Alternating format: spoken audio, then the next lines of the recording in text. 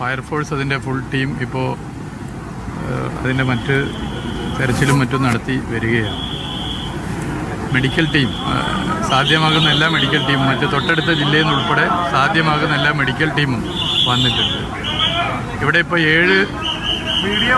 ഏഴ് ഡെത്താണ് നമുക്ക് ഉറപ്പിച്ച് പറയാൻ പറ്റുന്നത്. 7 ഡെത്താണ് ഉറപ്പിച്ച് പറയാൻ വേണ്ടി പറ്റുന്നത്. 5 ബോഡി പാർട്സാണ്.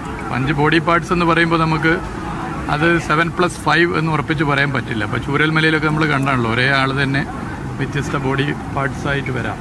എന്തായാലും 7 ഡെത്തും 5 ബോഡി പാർട്സുമായിട്ട് കണ്ടു. ബാക്കി 10 പേര് അഡ്മിറ്റാണ്. അതിൽ വളരെ 5 പേരുടെ കുറച്ച് ക്രിറ്റിക്കലാണ്.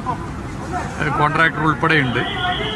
ആ നിലയിൽ സാധ്യമാകുന്ന എല്ലാ കാര്യങ്ങളും മെഡിക്കൽ ടീമും മറ്റും ചെയ്ത് വരികയാണ്.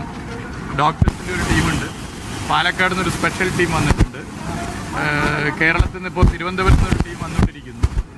ഇങ്ങനെ സാധ്യമാകുന്ന എല്ലാ കാര്യങ്ങളും ഗവൺമെൻറ് എല്ലാവരെയും യോജിപ്പിച്ചുകൊണ്ട് ചെയ്ത് വരികയാണ്.